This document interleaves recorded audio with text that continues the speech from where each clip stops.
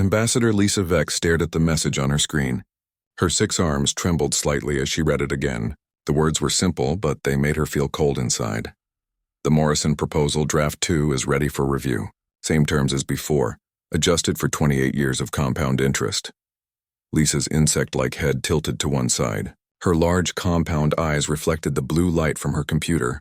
She had not heard that name in many years. Jake Morrison. The human who had disappeared without a trace. She pressed a button with one of her clawed fingers. "Get me the old files," she said to her assistant. Everything about the Morrison incident. From 28 years ago. While she waited, Lisa walked to the large window in her office. Outside she could see the stars. Her office was on a space station that floated between the worlds. This station was neutral ground where different alien races could meet and talk. Lisa was from the Centaurian race. Her people looked like giant insects that walked on 2 legs. They had been exploring space for thousands of years. They thought they were smarter than most other races, especially humans. The files arrived on her desk. Lisa opened them and began to read. The memories came flooding back. 28 years ago, Lisa had been younger and even more proud. She was already an important ambassador, but she wanted to prove herself. Humans had just joined the galactic community. Most aliens thought humans were primitive and weak. The meeting had taken place in the Great Council Chamber. Representatives from dozens of worlds had gathered there. Lisa remembered the day clearly. A young human man had walked into the chamber. He was tall and thin with brown hair and calm eyes. He wore a simple dark suit. His name was Jake Morrison, and he was only 24 years old. He carried a small briefcase and nothing else. "Honored members of the Galactic Council," Jake had said. His voice was steady and confident.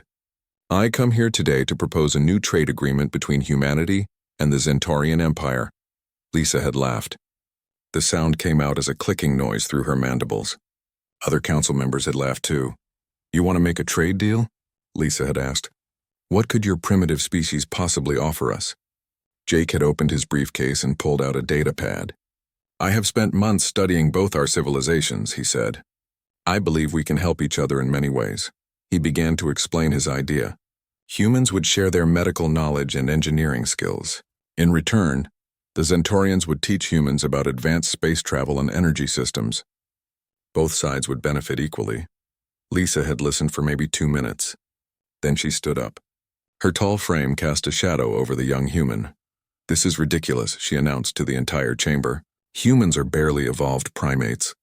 You have been in space for less than 50 years. We have been building starships for millennia. What makes you think you are worthy of true civilization?" The chamber had gone quiet. All eyes were on Jake Morrison. Lisa expected him to get angry. Humans were known for their emotions. She thought he would shout or argue. Instead, Jake just looked at her. His face showed no anger. "No hurt, no fear." He simply nodded once. "I understand," he said quietly. He closed his briefcase and picked it up. "Thank you for your time." Lisa felt confused. "That's it?" she asked. "You're not going to fight back? Defend your pathetic species?" Jake paused at the door. He turned back to look at her one more time. "Actions speak louder than words, Ambassador Vex," he said. Then he walked out. Lisa had expected him to file complaints. She thought he would demand another meeting. She was sure he would make threats or cause problems. None of that happened. Jake Morrison returned to his small office on the space station. He packed his few belongings into a single bag. He turned in his diplomatic badge and credentials. He booked passage on the next transport ship leaving the station. Commander Ryan Torres, the human fleet liaison, had tried to stop him. "Jake, don't let her get to you," Ryan had said. "We can try again with a different ambassador." "No," Jake had replied. "I'm done with politics." "Where will you go?" Ryan asked. "Somewhere I can do more good," Jake said. That was the last thing he said to anyone. Within a week, Jake Morrison had left human space entirely. No one knew where he went. He didn't leave a forwarding address. He didn't say goodbye to his family or friends. He just vanished. Lisa had been proud of herself. She told everyone how she had put the uppity human in his place. She used the story to advance her career. "Remember the Morrison incident," she would say when humans asked for too much. "Remember what happens when you reach beyond your station." Years passed. Lisa became more powerful. She got promotions and awards. The Centaurian government praised her for keeping humans under control. But Jake Morrison was never found. Search teams looked for him on hundreds of worlds. They checked every human colony and outpost. There was no trace of him anywhere. Some people said he had died in space. Others thought he had become a hermit on some distant planet. A few believed he had somehow left the galaxy entirely. Lisa had stopped thinking about him years ago. The incident was ancient history. Jake Morrison was probably dead, and the galaxy was better off without troublemakers like him. Now, staring at the message on her screen, Lisa felt a chill run down her spine. Someone was claiming to be Jake Morrison, someone who remembered the old proposal, but that was impossible.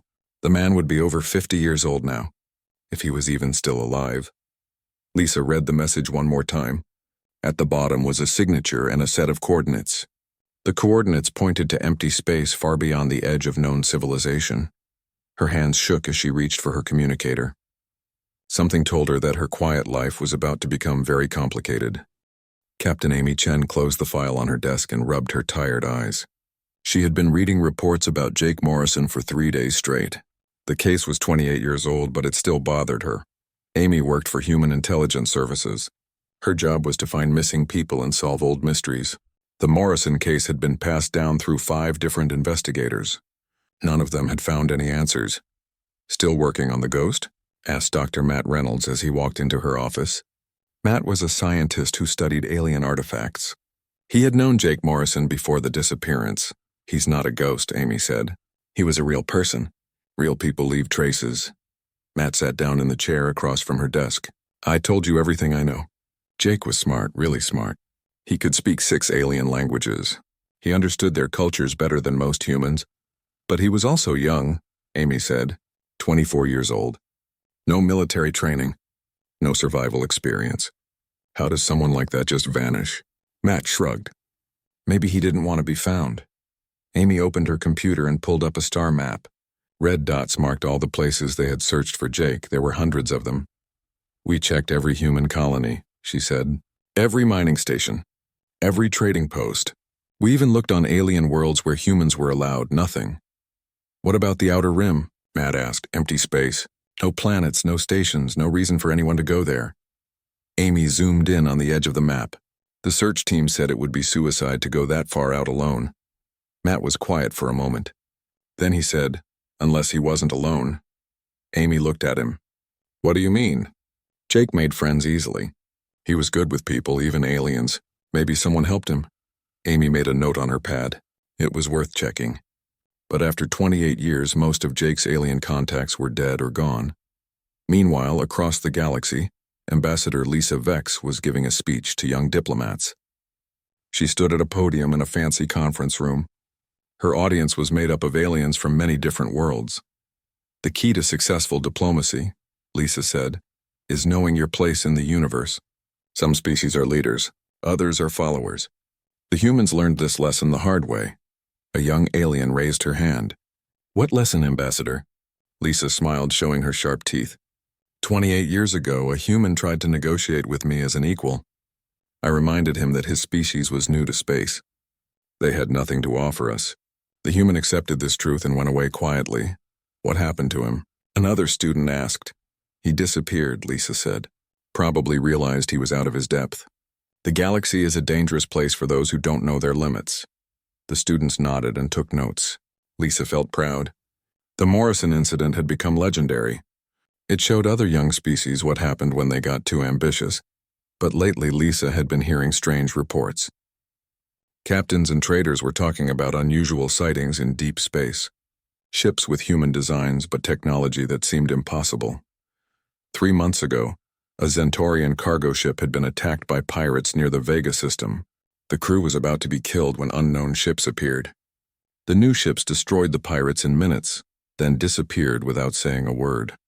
The cargo captain had sworn the rescue ships were human-built.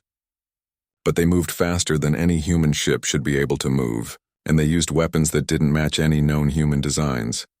Similar stories were coming from all over the galaxy. Mysterious ships helping merchant vessels, pirates and slavers disappearing overnight, strange signals coming from empty space. Some people called them the Ghost Fleet. Others said it was just rumors and tall tales. Lisa didn't believe any of it. Humans were barely capable of building decent cargo ships, let alone mystery fleets. Back on Earth, Amy Chen was talking to her boss, Admiral Chris Parker. They sat in his office overlooking the spaceport. Through the window they could see ships taking off and landing. "I want to reopen the Morrison investigation," Amy said. Admiral Parker looked surprised. "That case is ancient history, Captain." "Why now?"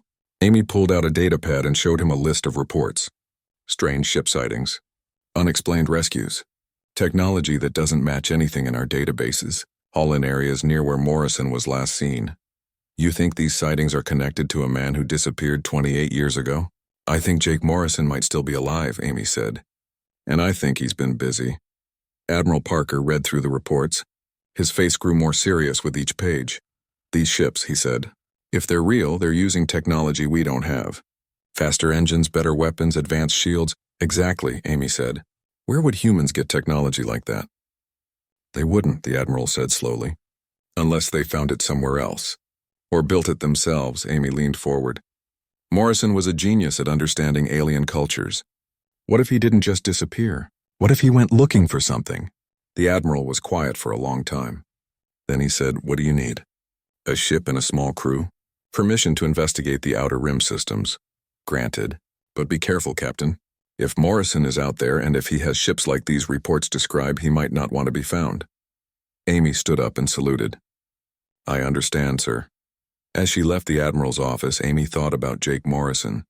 What had driven a young diplomat to abandon everything and disappear into space? What had he been looking for out there in the dark? 2 weeks later, Amy's ship reached the edge of known space. They had followed the trail of strange sightings and mysterious signals. The area was empty except for a few dead stars and floating rocks. "Sensors show nothing, Captain," said her science officer. "No ships, no stations, no signs of life." Amy stared out at the empty space. Somewhere out there, Jake Morrison had vanished 28 years ago, and somewhere out there, the ghost fleet was real. "Keep scanning," she ordered. "He's out there. I can feel it, but space is vast and secrets can hide for a very long time." Jake Morrison had had 28 years to build something in the darkness between the stars. And whatever he had built, it was about to change everything. On her space station, Lisa Vex was reading the latest reports about the ghost fleet sightings. For the first time in years, she felt worried. The stories were becoming too common to ignore. She thought about the message on her computer.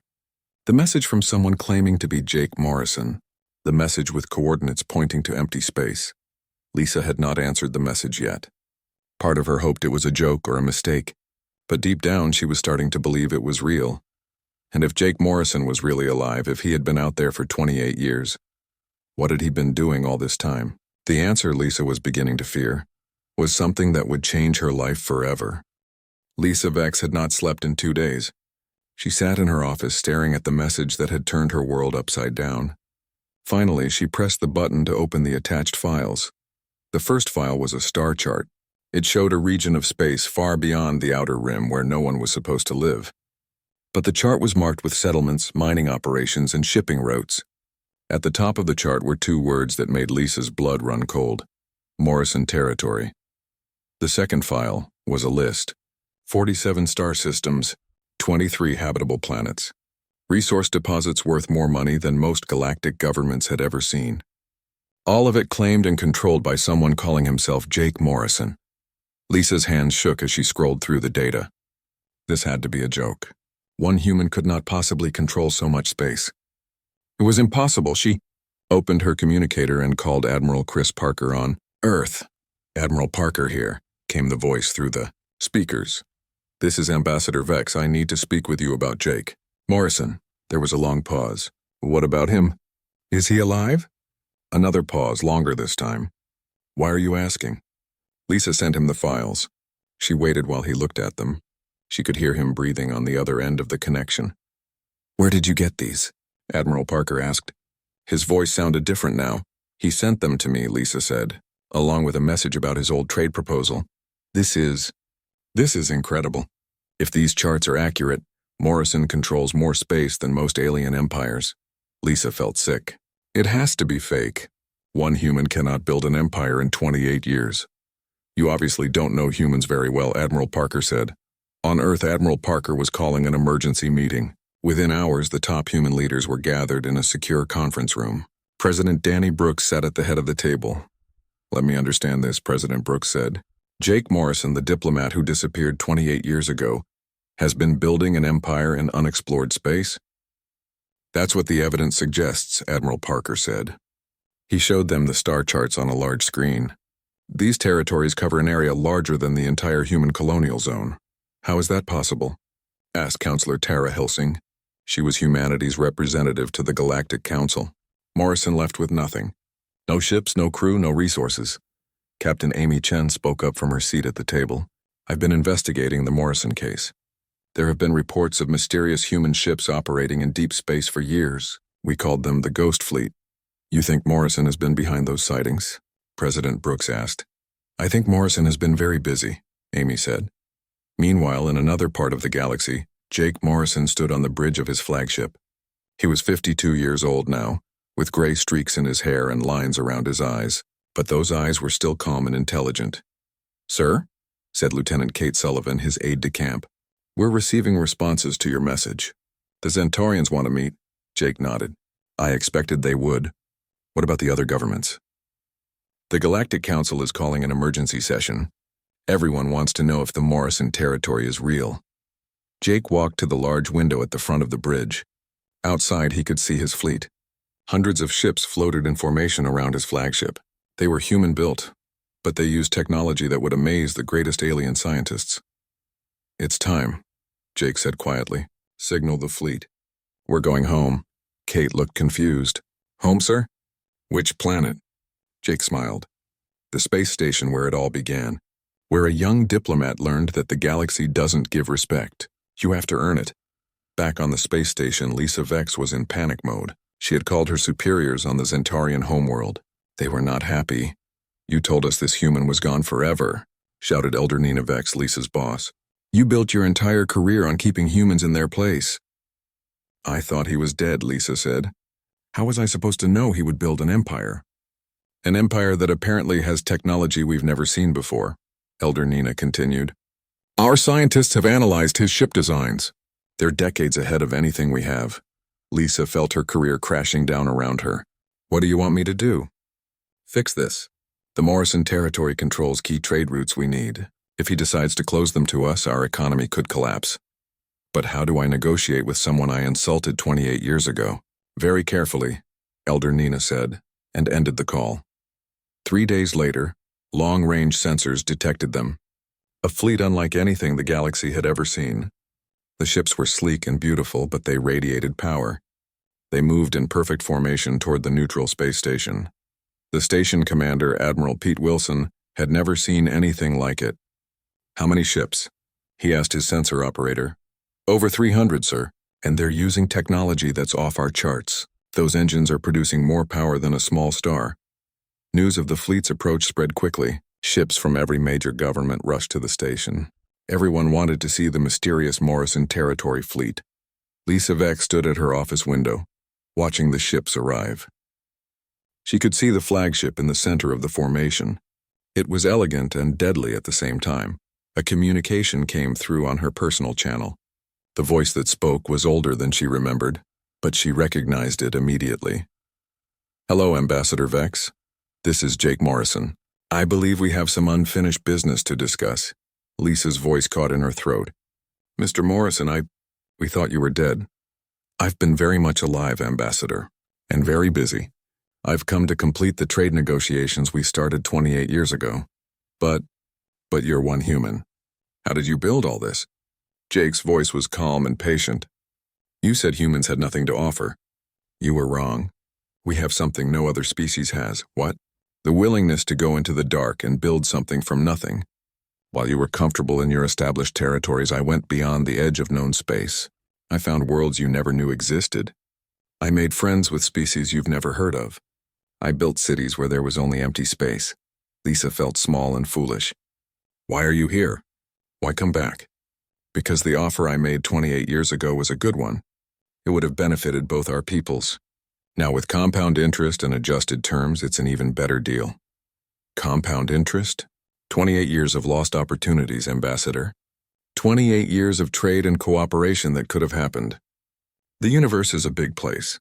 There's room for everyone to prosper. Lisa looked out at the massive fleet surrounding the station, ships that could probably destroy the entire Zentorian home fleet if they wanted to. But Jake Morrison was talking about trade and cooperation. Even after what she had done to him, he was offering partnership instead of revenge. "What are your terms?" she asked quietly. "The same as before. We share knowledge and resources. We help each other grow. The only difference is that now the Morrison territory has a lot more to offer than one young diplomat with a briefcase." Lisa realized that 28 years ago, she had made the biggest mistake of her life. She had judged the man by his age and his species, not by his ideas or his potential. Now that young man commanded an empire, and he was still offering her the same deal. The question was, would she be smart enough to accept it this time? The Great Council chamber looked exactly the same as it had 28 years ago. The same curved walls, the same viewing screens, the same seats arranged in a circle. But this time the atmosphere was completely different. Representatives from dozens of worlds had gathered to witness the return of Jake Morrison. The chamber buzzed with nervous conversation. Everyone wanted to see the human who had built an empire in the darkness between stars. Ambassador Lisa Vex sat in her designated seat, but her confidence was gone. Her 6 arms fidgeted constantly. She kept looking at the entrance, waiting for Jake to arrive. The doors opened with a soft hiss. Jake Morrison walked in, and the entire chamber fell silent. He looked different from the young man who had left 28 years ago. His hair was gray at the temples. Lines around his eyes showed years of hard decisions. He wore a simple black uniform with no decorations or rank markings. Behind him walked Lieutenant Kate Sullivan, a young human woman carrying a single briefcase. Jake's steps echoed in the quiet chamber as he walked to the center. He looked around at all the alien faces staring at him. Then his eyes found Lisa Vex. "Ambassador Vex," he said with a slight nod. "Thank you for agreeing to meet." Lisa stood up slowly. Her voice was shaky when she spoke. "Mr. Morrison, on behalf of the Galactic Council, welcome back." Jake smiled, but it didn't reach his eyes. "I never really left. I've been watching the galaxy from my territories. Learning, building, growing." Elder Nina Vex, Lisa's superior, leaned forward in her seat. "Mr. Morrison, we've seen your territorial claims. They're quite extensive." 47 star systems, Jake said calmly. 23 habitable worlds, 12 major trade routes, and about 200 million citizens from various species who chose to join us. The number hit the chamber like a physical blow. 200 million people. That was larger than some of the major galactic powers. "Citizens?" asked Counselor Tara Helsing, the human representative. "You're saying you've built a multi-species civilization?" "The galaxy is full of refugees," Jake explained. "People fleeing war, poverty, persecution. People looking for a new start. We offered them one. In return, they helped us build something amazing." Jake opened his briefcase and pulled out the same data pad he had carried 28 years ago. But now it was worn and scratched from years of use. "I'm here to present the Morrison Proposal Draft 2, he said. "The terms are the same as they were before. Technology sharing, resource cooperation, mutual defense agreements. But now we need to discuss the compound interest clause." Lisa felt her throat go dry. "Compound interest?" Jake's aide, Kate Sullivan, stepped forward and activated a holographic display. Numbers and charts filled the air above the chamber floor. 28 years of lost trade opportunities, Kate explained. Based on standard galactic economic models, the value of the original proposal has grown significantly. The numbers were staggering. If the Zentorian Empire had accepted Jake's original deal, they would have gained access to technologies and resources worth trillions of credits. Now, after 28 years of compound growth, that number had multiplied many times over. "The Morrison territory is prepared to honor the original terms," Jake said, "but we'll need compensation for the lost opportunities. Economic damages, if you will." Elder Nina Vex's mandibles clicked nervously. "What kind of compensation?" Jake gestured to Kate, who brought up another chart. "Preferential trade status with the Morrison territory for the next 50 years. Access to our new jump gate technology, and a formal apology from Ambassador Lisa Vex to be recorded in the Galactic Archives." The last requirement hit Lisa like a physical blow. A public apology would destroy what remained of her reputation. It would admit that she had been wrong about humans all along. "You want me to apologize?" Lisa asked. "For what?" Jake's calm eyes fixed on her. For judging an entire species based on your prejudices. For dismissing a fair proposal without even reading it. For teaching young diplomats that some species don't deserve respect. The chamber was dead silent. Everyone was staring at Lisa, waiting for her response. I was protecting my people, Lisa said weakly. Humans were new, untested. No, Jake said firmly. You were protecting your pride. You couldn't stand the idea that a primitive human might have something valuable to offer. Jake walked closer to Lisa's seat. Do you know what I did after I left here 28 years ago? Lisa shook her head. I went to the outer rim. I found a dying species called the Keth. Their star was going nova and they had no way to evacuate their people. Every government in the galaxy had refused to help them because they had no valuable resources. Jake's voice grew stronger. I used every credit I had to buy old cargo ships. I organized the evacuation myself, saved 3 million lives. In return, the Keth taught me about quantum engineering. That's how I built my first faster-than-light engines. The chamber listened in fascination as Jake continued his story. The Keth introduced me to the Vorth, a species of brilliant scientists who had been exiled from their home world for political reasons. I gave them new homes in my territory. They invented new shield technology for me. And the Helix, Kate added, a species of natural miners who could find resources that conventional scanners missed. Jake nodded. Every species in my territory brought something valuable. Not resources or technology, but knowledge, skills, perspectives. We built something together that none of us could have created alone. Elder Nina Vex was taking notes frantically. This quantum engineering technology, how advanced is it? Our ships can cross the galaxy in weeks instead of months, Jake said. Our power systems are 300% more efficient than current standards. Our medical technology can cure diseases that were thought impossible to treat. The representatives in the chamber looked at each other nervously. The Morrison territory wasn't just large, it was technologically superior to anything they had. Why are you offering to share this technology? Asked Admiral Chris Parker, who had arrived from Earth that morning. You could easily conquer half the galaxy with what you have. Jake's expression softened slightly. Because conquest isn't the point, Admiral. The point is building something better. The galaxy is big enough for all of us to prosper. He turned back to Lisa. 28 years ago I offered you partnership. You chose prejudice instead. Now I'm offering the same partnership again despite what you did to me. Lisa felt tears forming in her large compound eyes. Why? Because holding grudges is a waste of time and energy. Because your people need the benefits of cooperation more than I need revenge. And because maybe, just maybe, you've learned something in the last 28 years. Jake put his hands on the table in front of Lisa's seat. I'm giving you a choice, Ambassador. The same choice I gave you 28 years ago. Will you judge me by my species and my past, or will you judge me by what I'm offering? Lisa looked around the chamber. Every representative was watching her. The future of galactic politics might depend on her answer. She thought about her career, built on the idea that humans were inferior. She thought about the young diplomats she had taught to look down on other species. She thought about 28 years of missed opportunities. Then she looked at Jake Morrison. The young man she had humiliated had become a leader who controlled resources beyond imagination. But he was still offering partnership instead of demanding submission. The terms, Lisa said quietly. I need to see the full terms.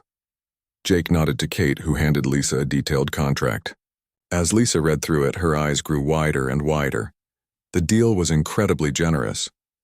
The Morrison territory would share all their advanced technologies. They would provide access to their trade routes. They would offer military protection to Zentaurian shipping. In return, they asked for very little.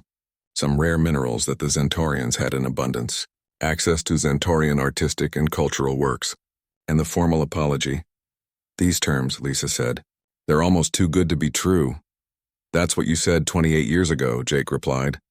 Right before you decided I was too primitive to take seriously. Lisa closed the contract and looked up at Jake. For the first time in decades, she felt humble. Mr. Morrison, she said, I owe you an apology. Not just for the sake of this deal, but because it's the right thing to do. Jake waited patiently. 28 years ago, I judged you based on prejudice and fear. I was wrong.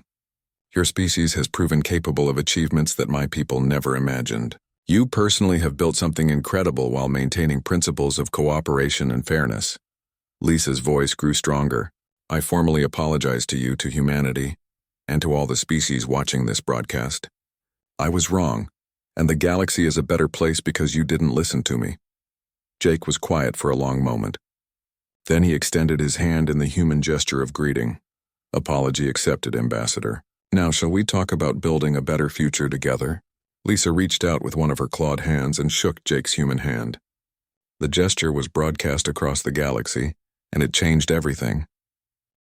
The signing ceremony took place 3 days later in the same council chamber.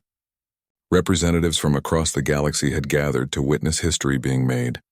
News broadcasts carried the event to billions of viewers on thousands of worlds. Jake Morrison sat at a simple table in the center of the chamber. The formal treaty lay open before him, written in dozens of languages. Ambassador Lisa Vex sat across from him, looking nervous but determined. Supreme Chancellor Danny Brooks, the leader of the Human Colonial Union, had arrived from Earth for the ceremony. He stood behind Jake, still amazed by everything that had happened. I've read this treaty 5 times, Chancellor Brooks whispered to Jake. You're giving us access to technology that's decades ahead of our current capabilities. Jake signed his name on the treaty with a simple pen. Humanity gave me the foundation to build something great. It's only fair that I share the results. Lisa picked up her own pen. Her hand shook slightly as she signed the Zentorian version of the treaty. By signing this agreement, she announced to the chamber, the Zentorian Empire formally recognizes the Morrison territory as an equal partner in galactic affairs. The chamber erupted in applause. Flashbulbs went off as reporters captured the moment. But Jake looked calm, as if he had expected this all along. Elder Nina Vex approached the table. Mr. Morrison, on behalf of my government, I want to thank you for your generosity. Despite how we treated you, you're offering us partnership instead of punishment. Jake stood up and shook her hand. Punishment doesn't build civilizations, Elder Vex. Cooperation does. Over the next few hours, representatives from other governments approached Jake with their own proposals. The Andromedans wanted to discuss mining rights. The Helix Confederation offered cultural exchange programs. Everyone wanted to be friends with the Morrison territory. But Jake politely declined most of the offers. One agreement at a time, he said. Let's see how this partnership works before we expand further. Captain Amy Chen found Jake during a break in the ceremonies. I've been investigating your disappearance for months, she said. I never imagined you had built something like this. Jake smiled. What did you think happened to me? Honestly, I thought you might have died in some accident on a distant world. The idea that you built an interstellar empire never occurred to me. Most people think too small, Jake said. They see obstacles where they should see opportunities. Amy looked puzzled. But how did you do it? One man with no resources building all this?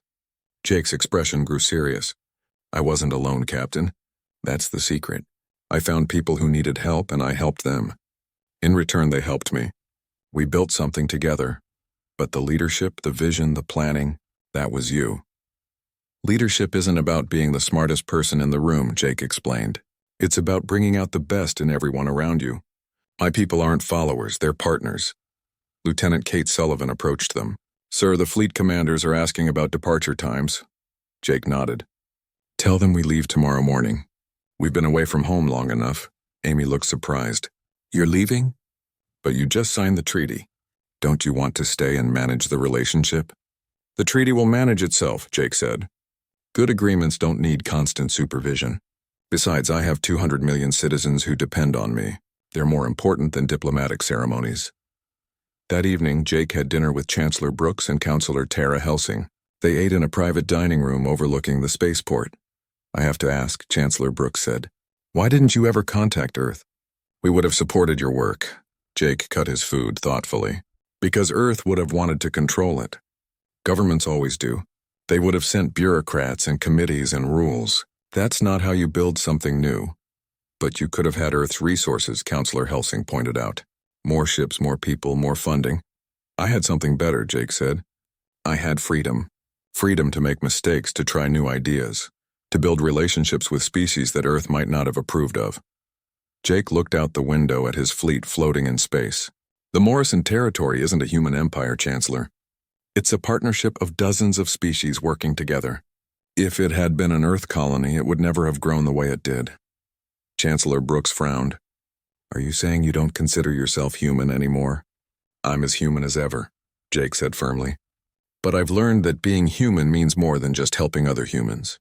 It means helping whoever needs help, regardless of what species they belong to. The next morning, Jake stood on the observation deck of his flagship, watching the space station grow smaller behind them. Kate Sullivan joined him there. Sir, we're receiving messages from dozens of governments. They all want to meet with you. Forward them to our diplomatic staff, Jake said. We have good people who can handle those conversations. Kate hesitated. Sir, if you don't mind me asking, why didn't you want revenge against Ambassador Vex after what she did to you? Jake was quiet for a moment. Because revenge is a luxury I couldn't afford, Kate. I had 200 million people counting on me to build something better. Spending time on old grudges would have meant failing them. But weren't you angry? Oh, I was furious, Jake admitted. For about a week. But anger doesn't build starships or feed refugees or cure diseases. Determination does. Vision does. Hard work does, Kate nodded. That's very human of you, sir, Jake laughed. What do you mean? Other species hold grudges for centuries. Humans seem to get angry fast, then get over it fast, then get back to work. Maybe that's why we're good at building things, Jake said. We don't waste time looking backward. Back on the space station, Ambassador Lisa Vex was cleaning out her office. The treaty signing had made her famous across the galaxy, but not in a good way. The Zentorian government had decided she needed a career change. Elder Nina Vex knocked on her door. Lisa, I wanted to talk to you before you leave. Lisa looked up from packing her belongings. Come to gloat? Actually, no. I came to offer you a new position. Lisa was surprised. What kind of position? Ambassador to the Morrison territory. Someone needs to manage our new relationship with them. Someone who understands what we almost lost. Lisa sat down heavily in her chair. You want me to work with Jake Morrison? After everything that happened? He specifically requested you for the job, Elder Nina said. He said, and I quote, Ambassador Vex learned an important lesson. People who learn from their mistakes make the best diplomats. Lisa felt tears forming in her eyes again. Even after humiliating him, Jake Morrison was offering her a chance to rebuild her career. Why would he do that? She asked. Because that's what humans do, Elder Nina said. They believe in second chances. 6 months later, Lisa stood on the bridge of a Morrison territory ship, watching Jake's capital world grow larger on the viewing screen. The planet was beautiful, with blue oceans and green continents. Cities sparkled like jewels across the surface. First time seeing New Haven? Asked Captain Pete Wilson, the human officer commanding the ship. Yes, Lisa said. It's incredible. How long did it take to build? About 20 years, Wilson said. But we had help from the Keth. Engineers and the Vorth scientists. Mr. Morrison always says that the best way to build something is to let everyone contribute their strengths. As they entered the planet's atmosphere, Lisa saw something that amazed her. Humans, Zentorians, Keth, Vorth, and dozens of other species were working together on construction projects. Children of different species played together in parks. It was a true multi-species civilization. Jake met her at the spaceport personally. He looked relaxed and happy, dressed in simple work clothes instead of a formal uniform. Welcome to New Haven, Ambassador Vex, he said, shaking her hand. Ready to get to work? What kind of work? Lisa asked. Jake smiled and pointed to a large construction site nearby. We're building a new university. The first truly galactic institution of higher learning. Students and teachers from every species working together to solve the universe's biggest problems. And you want me to help with this? I want you to run the diplomatic studies program, Jake said. Teach the next generation of ambassadors how to build bridges instead of walls. Lisa looked at the construction site, then at Jake. The young man she had dismissed as primitive had built something wonderful, and he was giving her a chance to be part of it. Why? She asked. After what I did to you, why are you being so kind? Jake's expression grew serious. Because 28 years ago, you taught me an important lesson, Ambassador. You showed me that the galaxy was full of prejudice and fear. That motivated me to build something better. He gestured toward the city around them. None of this would exist if you hadn't insulted me that day. Your prejudice drove me to prove that cooperation is stronger than division. Lisa realized that Jake Morrison had turned her greatest failure into his greatest success. He had used her insult as fuel to build a better future. So in a way, Jake continued, I owe you a debt of gratitude. You helped me become the person I needed to be. As they walked toward the university construction site, Lisa thought about the young human diplomat she had dismissed so long ago. She had thought humans were too primitive for galactic civilization. She had been wrong about that. Humans weren't primitive. They were something much more.